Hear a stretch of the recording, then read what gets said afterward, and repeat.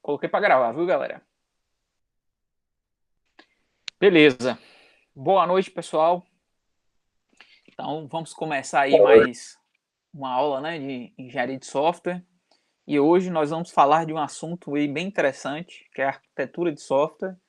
Né? O meu doutorado, parte dele foi desenvolvido dentro dessa grande área, como a gente conversou anteriormente, né? A engenharia de software é um guarda-chuva, né? E dentro desse guarda-chuva você tem sub-áreas. E cada sub-área dessa você tem um universo ali dentro, né? E a arquitetura de software, como a gente vai ver na nossa aula de hoje, também ela tem várias linhas, né? Vários tópicos de interesse que a gente consegue estar desenvolvendo trabalho aí dentro dessa não diria fase, mas dessa área da engenharia de software. Beleza? Então, uma pequena introdução, ó. Projeto de arquitetura, né? Ele representa a estrutura de dados e os componentes, né, de um sistema. Embora o engenheiro de software ele possa estar projetando a arquitetura, a tarefa é delegada a um especialista, né? O ideal seria que você tivesse um arquiteto e esse cara, né, ele ficaria responsável pela arquitetura ao longo não só do desenvolvimento, mas durante todo o processo de manutenção, né? Como nos sistemas hoje você tem uma mudança muito grande de profissionais, o arquiteto ele funciona que meio como que um delegado ali para poder treinar esses novos desenvolvedores e conseguir passar o conhecimento para que eles não afetem a arquitetura do sistema, né? Então, infelizmente, nem toda empresa hoje a gente sabe que esses papéis geralmente são acumulados, né? E o arquiteto, muitas vezes, é o desenvolvedor sênior, é aquele desenvolvedor que tem mais experiência, né, em desenvolvimento, é aquele cara que meio que se torna ali o responsável, né, por manter a arquitetura do sistema. A arquitetura, ela permite o entendimento, né, do que deve ser implementado. A gente vai falar um pouquinho ali, porque a gente, na arquitetura, você meio que faz uma tradução daqueles requisitos, né, que foram levantados na fase anterior de engenharia de requisitos, e aí você traduz aqueles requisitos em infraestrutura, né, uma base de dados, frameworks, uma arquitetura que permita que, né, a equipe de desenvolvimento consiga, né, desenvolver aquele sistema com base no que está, né, sendo proposto ali nos requisitos. De acordo com Shaw e Garland, né, o famoso livro de 1996, desde que o primeiro programa foi dividido em módulos, os softwares passaram a ter arquitetura. Muitas vezes essa arquitetura não é documentada, né? Ela acaba existindo de uma certa forma implícita. Então, hoje, esse conhecimento, muitas vezes, quando você senta com um desenvolvedor, aí, e você explica para ele, ó, esse aqui, né, é a arquitetura do sistema e tal. Ele, poxa, não sabia o que era. Sempre fez dessa forma, mas não sabia, né, que aquilo era arquitetura. Ninguém sabe que existe, porém, ela sempre está lá, né? A grande vantagem de alguns frameworks hoje, né, o Android Studio e uma série de frameworks, né, Laravel e por aí vai, eles, de uma certa forma, estabelecem uma arquitetura a ser seguida, né? Então, a equipe de desenvolvimento desenvolve porque tem que ser desenvolvido daquela forma ali, mas porque a arquitetura está sendo imposta pelo framework. Então, hoje, bons desenvolvedores adotam padrões arquiteturais como estratégia para a organização dos sistemas. Então, a gente vai falar um pouquinho sobre estilos arquiteturais e padrões arquiteturais, tá? Não vai dar para, né, nos aprofundar em todos eles, mas a gente vai tentar, pelo menos, pincelar os mais relevantes aí. Aí o que danado é arquitetura, né? Assim como tudo na engenharia de software, no desenvolvimento de sistema, na nossa área de computação, o pessoal se inspira, né, em outras áreas, né, da engenharia civil, da medicina e por aí vai. E com a arquitetura também não é diferente, né? O pessoal se almeja nos projetos arquitetônicos, né, da engenharia civil para poder trazer e modelar, né, meio que traduzir esse conhecimento arquitetural para o contexto, né, de engenharia de software e desenvolvimento de sistemas. Então tem aqui uma representação. Então geralmente, né, na construção civil é muito comum você ter o projeto, né, ele sendo desenvolvido numa forma de planta baixa, né? Então a gente consegue verificar aonde que tem porta, aonde que tem janela, o banheiro, né, um quarto, sala, a cozinha. A gente consegue ter uma visão abstrata, uma visão superficial, né, do sistema. E aí a arquitetura, ela permite, a ideia é que a gente consiga ter uma representação abstrata do sistema. Então tem aqui um diagrama, né, de classe, lógico, que ele está representando um animal, né? Então a gente tem um relacionamento aqui de herança. Então o animal ele pode ser classificado como ave e mamífero. As aves, né? Então a gente tem aqui uma especialização, né? Bem-te-viu, papagaio. E no caso do mamífero, nós temos duas, né, especificações, vaca e cachorro. A gente tem uma visão, né, lógico que a arquitetura ela não é composta somente né, pelos diagramas de classe. Aqui é uma representação mais simples para fazer uma conexão com aquilo que vocês, né, aprenderam aí ao longo do curso até aqui. Mas a arquitetura a gente vai falar um pouquinho. Você tem documentos de descrição de arquitetura, você tem linguagens, né, de descrição arquitetural, que ele já tenta traduzir um pouco da linguagem, ele tenta trazer um pouco, né, de pseudocódigos. A gente vai ver um exemplo um pouquinho mais para frente, tá? E o que danado é a arquitetura no nosso contexto, né, de engenharia de software e desenvolvimento de sistemas? Então, é a estrutura ou estruturas do sistema, que aí vai estar abrangindo componentes, propriedades, relacionamentos entre essas propriedades. Não é o software operacional, mas sim uma representação de como o sistema deverá estar funcionando, atuando, né? A gente costuma dizer muito que é elevar o nível de abstração, né? É você conseguir ter uma visão do sistema de forma abstrata, tá? Define a organização do sistema e seus componentes, considerando aí as prioridades definidas pelos, né, stakeholders, ou as pessoas que estão envolvidas aí, né, no desenvolvimento do projeto. Então, a arquitetura de software, né, você tem um projeto mais alto nível, o foco não são mais unidades pequenas, né? A ideia é que a gente tenha componentes, é que a gente tenha, né, uma visão mais estrutural, uma visão mais elevada, né, do processo de desenvolvimento.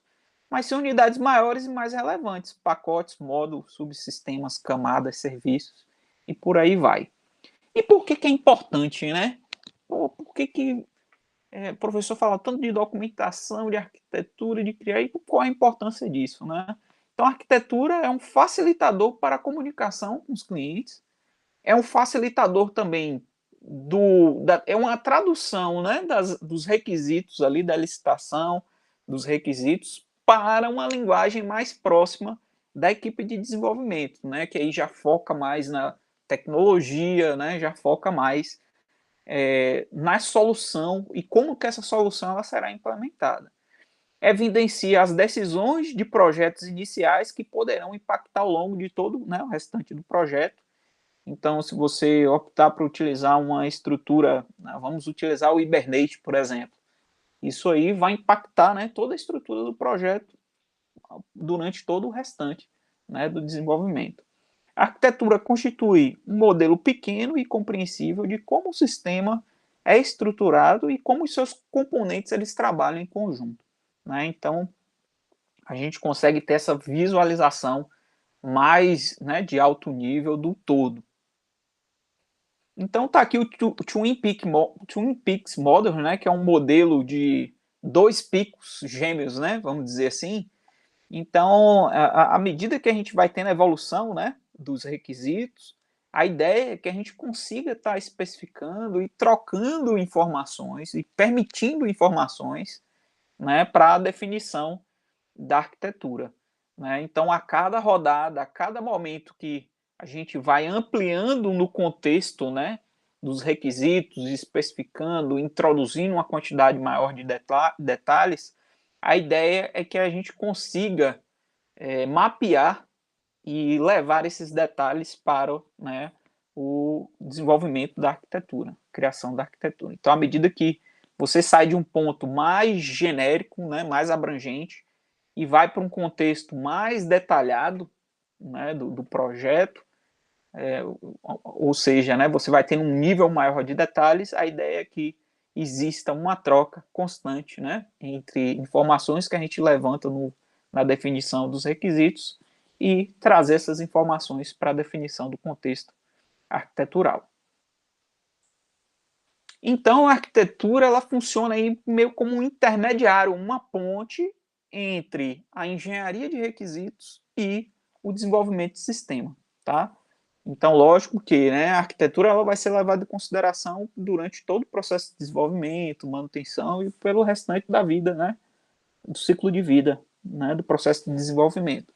Mas ele que vai ser o responsável por fazer essa tradução. Eu costumo dizer que é o seguinte: você vai traduzir aquela subjetividade, né, que foi levantada nos requisitos para um contexto mais próximo da realidade do desenvolvedor, né? Você vai ter pontos descritos com, né, o foco já voltado para o desenvolvimento.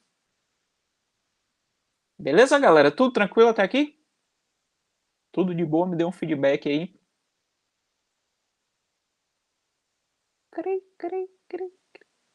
Todo mundo dormindo. Tranquilo. Beleza. Então vamos seguindo. E aí a gente tem, né, a descrição da arquitetura, né, de acordo com a E3E, a descrição da arquitetura é um conjunto de produtos para documentar, né, para poder registrar essa arquitetura.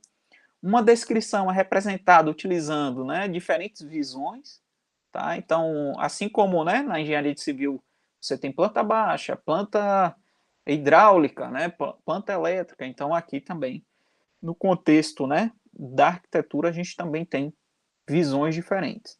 Cada visão é a descrição de um sistema como um todo, né, segundo uma determinada perspectiva, tá? Então a visão ela é criada de acordo com regras e convenções definidas, né, em um determinado ponto de vista. E aí a gente tem, né, um dos pontos cruciais. À medida que a gente vai definindo a arquitetura, tanto o arquiteto quanto a equipe, né, que está envolvida ali no desenvolvimento, ela precisa tomar, né, decisões. Então, por exemplo, eu quero um sistema extremamente robusto. Eu quero um sistema extremamente seguro. Eu quero um sistema extremamente multiplataforma. Então, o que, que acontece? Nem sempre a gente consegue levar todos aqueles atributos de qualidade definidos lá no levantamento da engenharia de requisitos. Existem algumas, né, qualidades, atributos de qualidade que são conflitantes, né?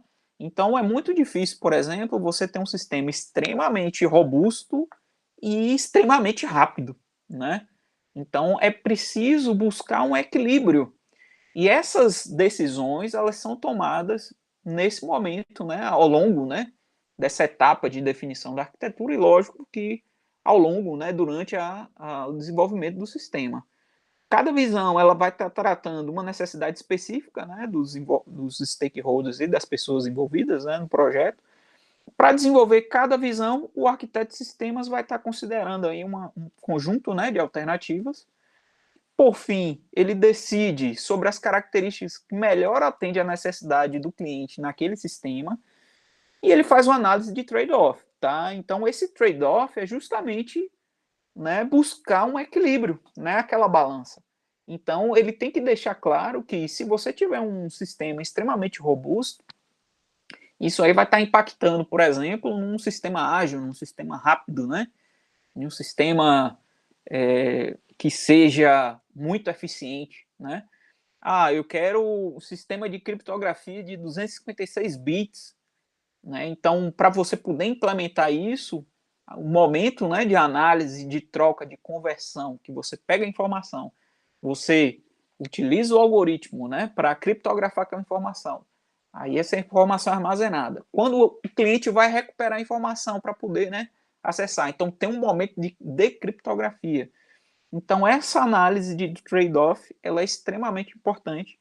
E se isso não for registrado, o que acontece? Vai chegar lá na frente, a equipe falou assim, não, nós implementamos um algoritmo de 64 bits. Ué, mas não ficou definido que ia ser, né, 256? E aí, o que aconteceu? Então, essas decisões, geralmente, elas precisam ser, né, documentadas. Então, no documento de descrição de arquitetura é comum você fazer o registro dessas decisões arquiteturais aí. Beleza, galera? Então, a arquitetura ela tem alguns gêneros, tá, de arquitetura. O gênero, normalmente, ele vai estar ditando qual a abordagem de arquitetura mais adequada para um determinado domínio. Então, tem alguns gêneros de acordo com Grady Brooch, né, de 2008. Então, IA, jogos, sistemas financeiros, comunicação, telecomunicação, sistemas médicos e hospitalares, né, que são sistemas que não podem, né, você não pode ter falhas, né, são sistemas críticos. Então, sistemas quando envolve, por exemplo, vidas humanas, né, ele tem uma série de critérios de arquitetura, você precisa ter uma arquitetura robusta e que vai permitir, né, que o sistema ele consiga, né, resolver as falhas de forma mais prática e rápida possível, né? Então esses gêneros eles vão estar atrelados aí de acordo, né, com a necessidade. Então, dentro dos gêneros, a gente tem uns estilos arquiteturais, tá? Então, o software que é criado para sistemas computacionais, ele apresenta pelo menos um estilo arquitetural. Então, assim como na arquitetura, né, você tem o barroco, então, né, que é mais gótico, né, uma arquitetura mais gótica, mais sombria, né? Você tem um estilo romântico, romancista, né? Que aí você tem uma visão diferente. Nos anos 70, o pessoal tinha uma visão mais modernista, né? Linhas retas e curvas, né? Então, esses estilos você tem também aqui no desenvolvimento da arquitetura no contexto de desenvolvimento de software. Então, o estilo descreve uma categoria de sistema. Então, tem conjunto de componentes, conjunto de conectores, conjunto de restrições, modelos semânticos e por aí vai. Então, tem alguns estilos, tá? Então, a arquitetura centralizada em dados é um estilo, arquitetura de fluxo de dados, arquitetura orientada a objetos, que é o que a gente, né? Vocês viram aí na disciplina de linguagem de programação 1, é muito comum hoje, arquitetura em camadas, né? Então, a arquitetura, né, baseada nos dados, então a gente tem aqui, ó, um banco de dados, o repositório, né, o Blackboard, e você tem vários clientes acessando aquela mesma, né, aquela mesma base de dados, tá? Já a arquitetura, né, o Dataflow, né, baseado no fluxo de dados, então é muito comum a gente ter a estrutura de pipe and filters, o estilo, né? Então, pipe são canos, né, traduzindo do inglês, e filter são filtros, tá? Então, você tem uma conexão, tá vendo? Cada conexão dessa é considerada como, né, um cano, e aí, à medida que a gente vai passando nesses filtros, a gente vai tendo, por exemplo, regras de negócio, tratamento de informação e por aí vai, tá? Reparem que aqui a gente pode ter um loop, ó, uma informação que ela está sendo, né, tratada e filtrada em um loop, e aí a gente tem, né, duas possíveis saídas aqui e várias combinações, né, vários fluxos, podemos dizer assim. E o outro é o batch sequencial, que você tem, né, que é um tipo específico de pipe and filters, porém ele tem um fluxo contínuo, né, e sequencial. Arquitetura, né, em camadas aí é muito comum, e aí a gente vai falar um pouquinho mais sobre ela lá na questão dos padrões, tá? Mas o que a gente precisa ver aqui é que você tem uma camada mais interna, core, né, layer. Isso aqui é muito comum e muito utilizado nos sistemas operacionais, né? A gente tem uma camada, né, de utilitário, uma camada de aplicação e uma camada de interface com o usuário. Cada caixinha dessa aqui são componentes que vão estar constituindo, né, aquele determinado sistema. Tranquilo, galera? Tudo beleza até aqui? Tudo ok. Tranquilo. Então vamos seguindo, né? Entrando agora nos padrões arquiteturais, né? A ideia do padrão é a gente ter aqueles templates, né? Você ter algo previamente moldado ou criado, né? E aí a partir daquele template você consegue desenvolver o seu sistema. Então tem um livro muito comum que é o livro, né, do Design Patterns do Gang of Four, que ele descreve muito esses padrões de projeto. Eu tô com ele ali, tem ele ali na prateleira, mas como eu tô preso aqui pelo fone, não vai dar para pegar. Mas esse livro do Gang of Four, ele mapeia um conjunto de design patterns, né, que são padrões aí comumente utilizados, né, no contexto de padrões de arquitetura. À medida que os requisitos eles vão sendo definidos, percebemos que o software ele deve tratar uma série de problemas que vão estar podendo afetar toda a aplicação. Os padrões de arquitetura tratam um problema específico de aplicação em um determinado contexto específico. Então, quando você vai atuar, né, em uma determinada área e você já resolveu aquele problema antes utilizando um determinado padrão, então é muito comum você, né, reutilizar e conseguir ter uma agilidade no processo de desenvolvimento. Os padrões aí eles vão estar propondo uma solução de arquitetura capaz de servir como base para o projeto arquitetural. Então tem aqui alguns padrões, tá? Então a gente vai ver os padrões, né, de camadas 2 e 3. A gente vai falar um pouquinho sobre um dos padrões mais, né, utilizados hoje em dia, que é o MVC, né, o Model View Controller. Vamos falar um pouquinho sobre os padrões de microserviço que está se tornando aí muito popular, né, nos últimos dias, né, porque você tem hoje todos os serviços, né, Netflix, Spotify, diversos, né, que estão utilizando agora microserviços, né? Você tem padrões orientados a mensais e o Publish Subscribe. Então, falando um pouquinho sobre arquitetura em camadas, né? Então, o sistema ele é organizado em camadas de forma hierárquica, né? Você tem um padrão organizacional ali. Então, a camada N somente pode usar serviços da camada N-1. Então, você não tem, por exemplo, um bypass, né? Você tem que seguir a hierarquia, tá? Você não pode pular aí. É muito utilizado em redes de computadores e sistemas distribuídos. Então, relembrando aí as aulas, acho que do professor Bruno, né? Bruno ou Cláudio, as aulas de redes aí. Então, o famoso, né, modelo da OSI. Então, você tem as 7 camadas aí. Então, a ideia do padrão em camadas, ele surgiu justamente desse contexto aqui. Lógico que a gente vai estar atuando muito mais, né, nessa parte de aplicação aqui, a equipe de desenvolvimento de software. Porém, todo esse conhecimento de transmissão de informação, a gente precisa, né, ter o conhecimento aí dos protocolos. Quais são as vantagens do modelo em camada? Né? Então, ele facilita o entendimento, pois vai estar quebrando a complexidade do sistema em uma estrutura, né, hierárquica. Facilita a troca de camada por outra. Então, você tem ali a TCP, você quer usar o DP, então facilmente você consegue, né, fazer a troca e a mudança. Facilita o reuso de uma camada, né? Então várias aplicações aí, elas utilizam, né, o TCP. Então você já tem interfaces que estão implementadas que utilizam, né, essas camadas. Arquitetura em 3 camadas, tá? Então foi muito comum aí em processos de downsizing, quando você tinha sistemas muito grandes e aí você precisava diminuir e reorganizar, reestruturar, né, aquelas aplicações. Então, isso começou muito nas aplicações corporativas das décadas de 80 e 90. Então, no downsize, você teve a migração de computadores de mainframes para servidores, geralmente rodando Unix, né? Então, os mainframes eram aquelas máquinas gigantescas, né, que ficavam dentro de uma sala ali, né, com ar-condicionado, sistema de refrigeração.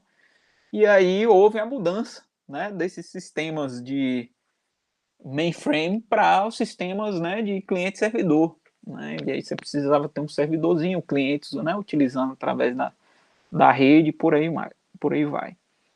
Então tá aqui a arquitetura, né, em camadas, então ela é composta, né, de uma interface gráfica, que geralmente é a aplicação que a gente chama de aplicação cliente, né? Então nessa parte aqui do cliente a gente consegue ter um ou N pessoas, né, N clientes acessando, né, a parte lógica é muito comum as regras de negócio. É muito comum também como servidor, né? O servidor geralmente ele agrupa a lógica, né? A lógica de negócio e o banco de dados, né? Então essas informações, depois que ela passa pela lógica, ela é tratada, né, como se fosse um filtro, né? A gente tem essa informação armazenada em um banco de dados. Né? Então, a grande vantagem aqui é que se a gente quiser, por exemplo, alterar o banco de dados a qualquer momento, né, a gente pode fazer, né, a gente pode alterar qualquer camada aqui, né, do nosso padrão. A arquitetura, né, em duas camadas, ela já é bem mais simples, tá? Então, ela é muito comum, é dividida na camada cliente e servidor, né? Camada 1, cliente, então tem interface e a lógica também, né? Já fica ali na parte do cliente. E tem a camada 2, que é um servidor de banco, né, de dados. Algumas validações, algumas são possíveis, né, de se rodar também na camada 2. E a desvantagem aqui é que o cliente ele tem que fazer todo, né, o processamento. Então, se ele não tiver uma máquina razoável ali, ou, né, que funciona bem, ele vai ter, né, uma série de problemas, uma vez que todo o processamento é feito na máquina dele. E aí a gente chega na arquitetura, né, MVC, que é o Model View e Controller, né, surgiu aí na década de 80, não é algo, né, tão novo assim, mas é muito utilizado ainda hoje, né, na maior parte aí dos sistemas. Começou com a linguagem Smalltalk, né, na década de 80, e foi proposta aí para estar implementando interfaces gráficas, né, que são as famosas GUIs. Então o MVC ele propõe dividir as classes de um sistema em três grupos, tá? Então a visão, né, classes para implementação de interfaces gráficas, né, das GUIs, como janela, botão, menu, barra de rolagem, etc. Temos a camada de controle, então classes que tratam eventos produzidos por dispositivos de entrada, como mouse, teclado e por aí vai. E temos o modelo, que são as classes de dados, né, com a informação. Então tá aqui uma representação, né? Então na interface gráfica a gente tem justamente a visão, né, e os controladores, uma comunicação aqui, e todas elas acessam, né, as informações providas no modelo. Beleza? Então importante aí, ó, o MVC ele não foi pensado para aplicações distribuídas, tá? Como a gente utiliza hoje, né? Mas para aplicações desktop e monolíticas, né, que são aquele bloco grande ali, né? Então, um exemplo de aplicação MVC é o Microsoft Word, né? Já o MVC, nos dias atuais, na forma como ele é mais popular hoje, é o MVC Web, né? Que a gente vai falar um pouquinho sobre ele. E tem também os Single Page Applications, né? O SPA. Então, falando um pouquinho do MVC Web, ó, então você tem a adaptação de MVC, que foi aquele conceito, né, monolítico de aplicação desktop, só que levado para o conceito, né, de desenvolvimento de sistemas web, ou seja, para implementar sistemas distribuídos. Então, hoje é muito comum você ter, né, vários frameworks aí que facilitam, né, a implementação, né, desse padrão. Então, Ruby on Rails, Django, Spring, Cake PHP. Então, você já tem uma série de facilidades, né, que agilizam o processo de desenvolvimento. Então, tá aqui, né? Reparem que é bem parecido com né, o modelo, né, que a gente analisou. A gente tem aqui os clientes, que geralmente utilizam né, um navegador, né, um browser. E aí pode ser diferentes tipos de navegadores aqui, né? E esses clientes vão estar acessando nossa aplicação web. Então essa aplicação web ela é dividida, né? Visão, controladores e modelo. E aí essa informação ela é armazenada no banco de dados. Na visão, a gente tem páginas HTML, JSS, JavaScript, que é o que o usuário vai ver, né? Reparem que a gente está aqui no momento de contato, né? De acesso do usuário. Feito isso, os controladores eles recebem os dados de entrada, que foram fornecidos aí pelos clientes, para o modelo, né? Então, no modelo, a gente tem a aplicação da lógica e regras de negócio, que vão fazer também a interface, ó, a conexão com o back-end, né? Que a gente chama. Então, esse cara aqui é o front, né? E esse cara daqui para cá é o back-end. Beleza, galera? Tudo tranquilo?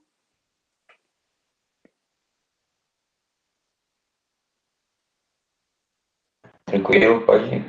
Então, vamos Seguindo. seguindo. Beleza. Então, o Single Pages Applications, né, do que se trata? Então, a gente precisa dar uma analisadazinha antes, né, como é que eram as aplicações web tradicionais, né, logo no início, como é que isso funcionava. Então, o cliente requisitava uma página no servidor, o servidor enviava a página, né, e exibia essa página para o cliente. E aí o cliente ia, né, solicitando as páginas à medida que ele ia, né, acessando ali, o servidor ia provendo. Qual o problema disso, né? Você tem uma interface que é menos responsiva, é mais lenta, né? Você não tem um dinamismo de informação, né? Hoje você já tem um view pré-estabelecido e o que muda é somente a informação que a gente está, né, disponibilizando. Mas antigamente, cada página, cada clique, né, era uma página diferente. Já o Single Page Applications, ele tentou dar uma melhorada nisso, ele tentou, né, tornar isso mais eficiente. Então você tem uma aplicação que vai estar rodando no browser, mas que é mais independente do servidor e ela é menos burra, vamos dizer assim, né? Menos burra porque ela vai estar manipulando sua própria interface e armazenando os dados, né? Mas pode também estar acessando aí servidor para estar buscando, né, mais informações. Então tem alguns exemplos aqui, ó, Gmail, Google Docs, Facebook, todos esses caras usam, né, Single Page Application. E geralmente esses caras, né, são implementados utilizando aí o tão querido por alguns JavaScript, né? Então o JavaScript permitiu que a gente conseguisse, né, dar uma melhorada na eficiência da exibição e dessas páginas. Então, um pequeno resumo, né, do que a gente viu até agora. Então, no MVC tradicional, você tem aplicações locais, né, desktop, é uma aplicação monolítica, né, aquele blocozão de informação. O MVC Web, ele já vai para um contexto online, né, e dentro daquelas três camadas, aquele, né, do meio ali, ele organiza em três pedacinhos, né? Ele quebra aquela estruturação. E o SPA, ele não tem MVC no nome, mas ele lembra, né, o MVC tradicional, porém no contexto, né, web. Beleza, galera? Vamos ver agora um pouquinho sobre arquitetura baseadas em microserviços, né? Então, hoje a gente pode dizer que é um dos padrões aí que está sendo mais utilizado no mercado, né? Não só aqui no Brasil, mas, né, mundial como um todo, porque as empresas, né, as grandes, né, as gigantes todas estão migrando para o contexto de serviço, né? Eu acho que vocês não, se duvidar, nunca fizeram um download de um MP3 para a máquina, né? É tudo através do aplicativo. Vocês escutam no aplicativo. Então, antigamente era muito comum você ter HD backup com todas as suas MP3 ou mídias, né, de DVD. Não, vou fazer um backup ali das minhas músicas ou das minhas séries, dos meus filmes. Hoje você já não tem mais isso, né? Hoje está tudo online. Então você paga um serviço para poder assistir as séries. Você paga um serviço para poder, né, ouvir as músicas. Você não precisa mais estar se preocupando em estar armazenando e fazendo backup, né? E aí uma das grandes vantagens é que o padrão, né, de microserviços permitiu essa mudança, né? Então, falando um pouquinho sobre os monolitos, né? Então, em tempo de execução, você tem um sistema onde ele funciona como um único processo. É um blocão com todos os módulos dentro. Ó. Então, módulo 1, 2, 3, 4, 5, todos os módulos estão aqui dentro e eles são, né, executados todos de uma vez só. Então, você tem os módulos, né, de implementação e compilação, mas em tempo de execução tudo roda em um único processo ou serviço. Qual o primeiro problema, né, que acontece com os monolitos? Ele dificulta a escalabilidade. Não é para dizer que não é possível ser escalável, mas vai dificultar bastante, tá? Então deve-se escalar o monolito inteiro, mesmo quando o gargalo de desempenho está em um único módulo.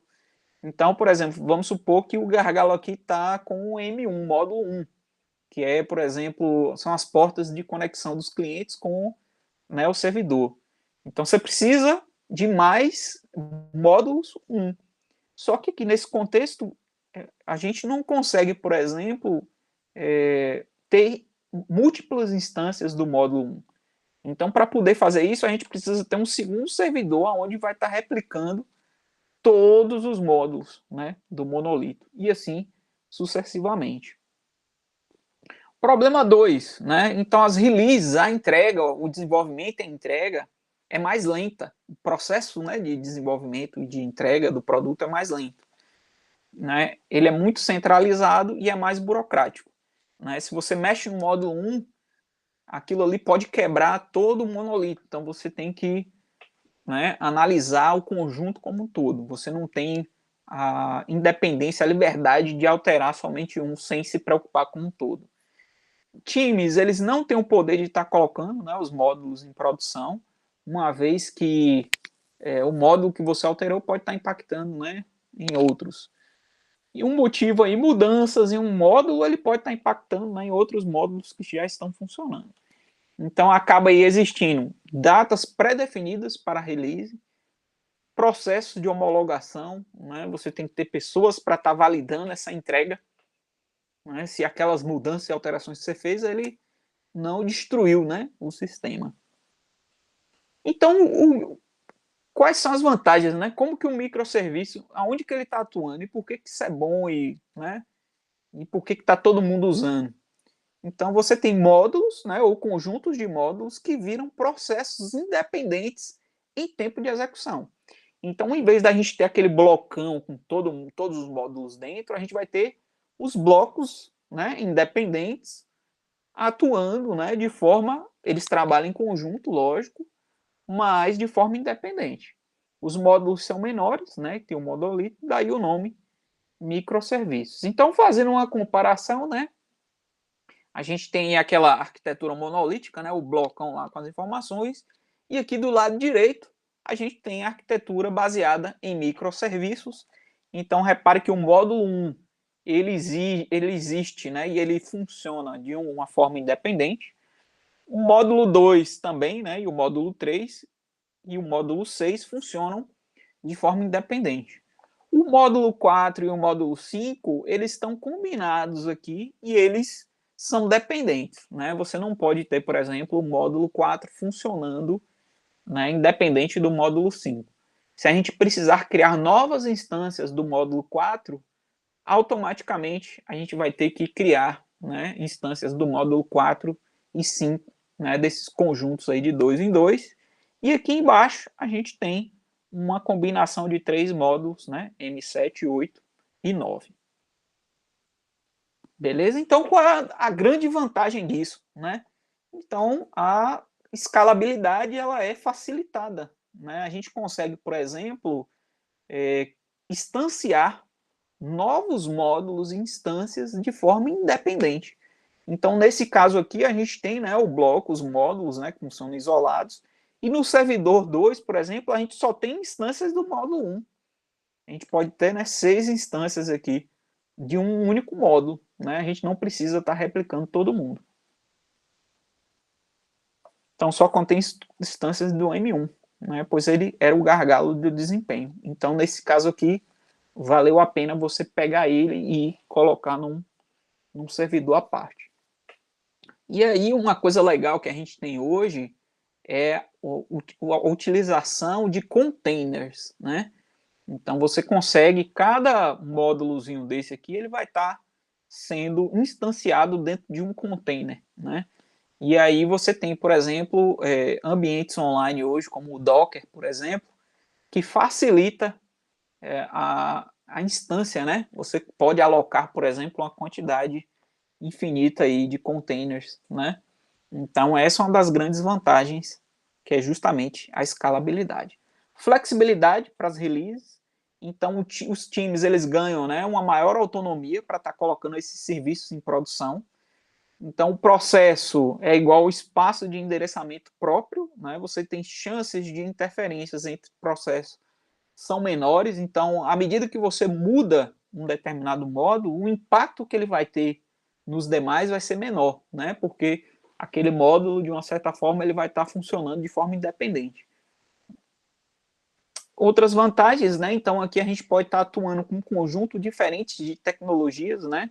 Se comunicando. Lógico que você precisa ter um tradutor, vamos dizer assim, um middleware, que ele vai permitir, por exemplo, que um módulo que está sendo implementado em uma linguagem, ele consiga prover informações para outro módulo que está implementado em uma linguagem diferente, né? Então, você precisa, os dados de saída, eles precisam ser entendidos, né, pelo módulo que vai estar recebendo as informações. As falhas, elas podem acontecer de forma parcial, né? Então, se der problema no módulo, o sistema como um todo ele vai continuar funcionando, ele pode continuar funcionando, porém o erro ele vai estar acontecendo ali, né, em um serviço específico. Então, um exemplo, apenas o sistema de recomendação ele pode estar fora do ar, mas aí, né, todo o ambiente ele vai continuar ainda, né, em funcionamento. Então, quem usa, né, microserviços? Tem alguns exemplos, né? Então, empresas como Netflix, Amazon, Google, Spotify, né? Então, tem aqui uma fotozinha, né, dos nós, né? E cada bolinha dessa aqui é um microserviço, né? E as conexões, né, entre os microserviços na Amazon, né? Perdão, aqui no caso da Netflix, tá? Então, quando não usar microserviços, né? É bom e é a melhor coisa do mundo, mas isso não quer dizer que você precisa estar implementando todos os seus sistemas utilizando microserviços, né? Então, a arquitetura com microserviços ela acaba sendo mais complexa, né? Você tem que estar atuando com um sistema distribuído, então se você não tem um sistema distribuído, não tem muita lógica, né? Você implementar aí utilizando esse padrão arquitetural. Então, no caso, o sistema distribuído, aonde você tem, né, o gerenciamento de vários processos, né? Latência, então comunicação é via rede, transações distribuídas também, né? Então, nem sempre é a melhor alternativa para resolver o seu problema, né? Outra recomendação, né? Começa com monolitos e pensa em microserviços. Então, quando o monolito ele começa a apresentar problemas de desempenho, já não está conseguindo, né, rodar da forma tão eficiente como ele era, né? Então aí já precisa levar em consideração, né, uma possível migração. O monolito ele estiver atrasando o processo de release, né? Então se você trabalha com releases rápidas, né, que são entregas em intervalos de meses, né, menores, de 2 em 2 meses, de 1 em 1 mês, então talvez o monolito nesse contexto ele não seja, né, o mais adequado. A migração ela pode ser feita de forma gradativa, tá? Microserviços gradativamente extraídos a partir daquele monolito. E aí você vai, né, tirando alguns módulos, implementando e migrando, né, de forma gradativa. Beleza, galera? Tudo tranquilo até aqui? Tudo de boa? Feedback aí rápido. Então vamos lá. Estamos quase finalizando. Então, arquitetura orientada a mensagens, né, o nome já diz, né, a gente vai estar aí focando no contexto de mensagens, troca de mensagens, né. Então, é uma arquitetura para aplicações distribuídas, né, cliente, servidor. Os clientes não se comunicam diretamente com o servidor, mas com um intermediário. Nesse intermediário, você vai ter uma fila, né, onde as mensagens elas vão chegando e elas vão entrando aí nessa fila, né? É também conhecido como broker de mensagens, tá? Então é um array, um batch, né? Então as mensagens vão chegando aqui e vão ficando ali, né, organizadas, e à medida, de acordo com, né, a demanda do servidor, essas mensagens vão sendo tratadas. Vantagem número 1, então, tolerância a falhas, né? Não existe mais mensagens, então o servidor está fora do ar. Assumindo que a fila de mensagens ela roda em um servidor bastante robusto e confiável, então é muito difícil que problemas aconteçam, né? E geralmente as mensagens não são tão grandes, né? Então não tem uma demanda de processamento, né, tão grande para estar lidando com as mensagens. Lógico que se essa mensagem for, né, para ativar um gatilho ou alguma funcionalidade, né, alguma sequência de atividades, né, isso pode demandar o processamento do servidor aí. Vantagem 2, né, escalabilidade. Então é mais fácil você estar acrescentando, né, mais servidores lá na ponta, né, do servidor, e mais difícil sobrecarregar um servidor com excesso de mensagens. Então você ainda vai ter, né, aquela fila de mensagens, só que aí agora a gente pode distribuir essas mensagens para, né, um conjunto maior de servidores. A comunicação assíncrona, né? É que nem a nossa aula assíncrona, né? Então você tem comunicação entre clientes e servidores, ele acontece de forma, né, assíncrona, não é algo que é ao vivo, né, em real time, em tempo real. Então as mensagens elas vão ali para um intermediário e depois elas são disparadas, né? Cria-se aí um acoplamento fraco entre clientes e servidores, né? Você tem desacoplamento no espaço, onde você tem clientes que não conhecem servidores e vice-versa, e desacoplamento no tempo. Clientes e servidores não precisam estar, né, simultaneamente no ar. Então, nesse caso, é muito comum, por exemplo, quando você tem um aplicativo, você está em campo. Tem um exemplo aqui, os guardas de trânsito aqui da cidade, né? Quando ele aplica uma multa, aquela multa, aquela mensagem, ela fica armazenada ali, né, no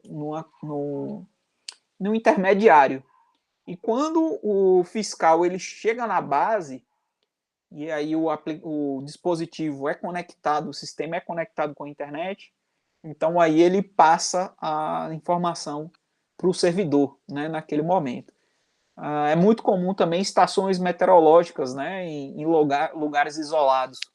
Então você tem uma coleta de informações e de tempos em tempos, né, a pessoa ou, né, o sistema consegue uma comunicação via satélite, por exemplo, né, e aí essa informação essas mensagens são, né, passadas e tratadas pelo servidor.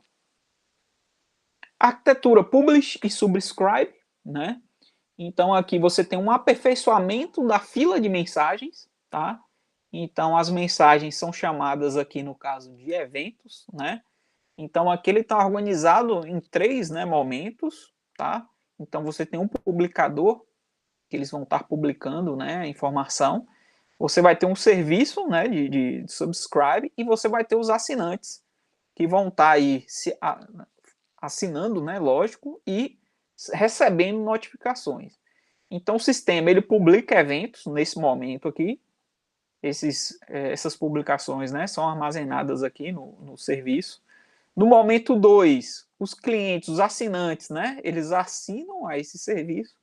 E no momento 3, eles serão notificados sobre a ocorrência de determinado evento.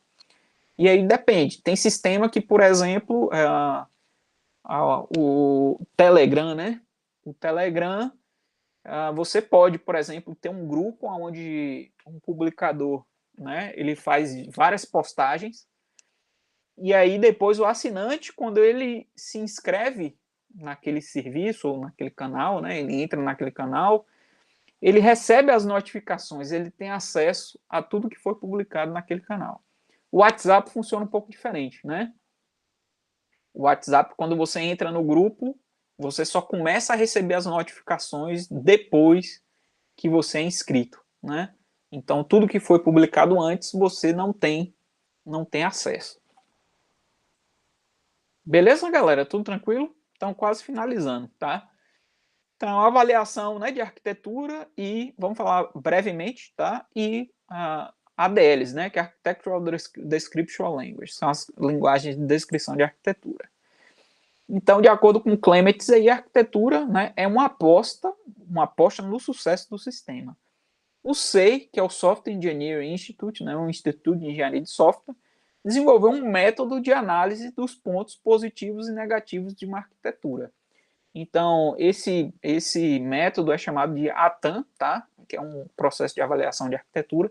Tem outros também, né? SAM e por aí vai. E esse método, ele leva em consideração o trade-off, né? Ele faz essa análise de acordo com, né, a necessidade do cliente. Então, ele tenta responder essa pergunta aí, ó, como definir uma arquitetura que seja equilibrada para o projeto, né? Então, ao utilizar esse método, a ideia, né, é que a equipe consiga responder essa pergunta aí. Falando um pouquinho sobre as linguagens de descrição de arquitetura, né? Então, elas fornecem uma sintaxe e semântica para descrever uma arquitetura. É como se fosse tipo um pseudocódigo, né? Ele deve ser capaz de decompor os componentes da arquitetura e representar os relacionamentos deles. Então, tem alguns exemplos aqui, ó. Rapid, Unicom, Acme, Aesop, LightPL, Acme. Então, tem uma infinidade, né, de linguagens de descrição de arquitetura. Tem uma ADL que é muito comum que vocês utilizaram. Todo mundo já fez banco de dados, né? 1 e 2. Quem se lembra aí da SQL? SQL, né? SQL é uma linguagem de descrição de arquitetura, com um foco específico em queries, né? Que é fazer consulta ao banco de dados. Então, o propósito específico, né, da descrição daquela linguagem é fazer consulta ao banco de dados. Você tem a ADL, por exemplo, para representar refrigeradores, carros, né? Então, tem diversos domínios aí que você pode utilizar ADLs. Tem um exemplozinho aqui, ó, de um ADL. Então, aqui a gente tem um cliente, tem um servidor, tá? Conectados aqui, né, para um RPC. E aí tem a descrição, ó. Sistema simples, né? A descrição. Então, você tem um componente que é o cliente. E aí esse componente ele possui uma porta de send request, né, que é para enviar uma requisição. Já o componente servidor, que é esse cara aqui, ele tem uma porta também que é para receber requisições, né? Então, e aí você tem um conector RPC, tá? Que aí ele vai ter, né, o sistema de comunicação aqui. E aí tem alguns attachments, né? O cliente solicita, faz uma requisição para o RPC caller e aí o servidor recebe requisições, né, de um RPC caller. Então, essa linguagem aqui, ela traduz a imagem. E aí, lógico que quando isso aqui vai para a equipe de desenvolvimento, ele já tem, por exemplo, nome de variáveis, ele já tem, né, um conjunto de estruturas que são mais próximas do código, tá? Esse código aqui, ó, é utilizado pela ADL Acme, tá? Beleza, galera? Então, seguinte, dúvidas? Finalizamos aí on time. Deixa eu parar aqui a gravação.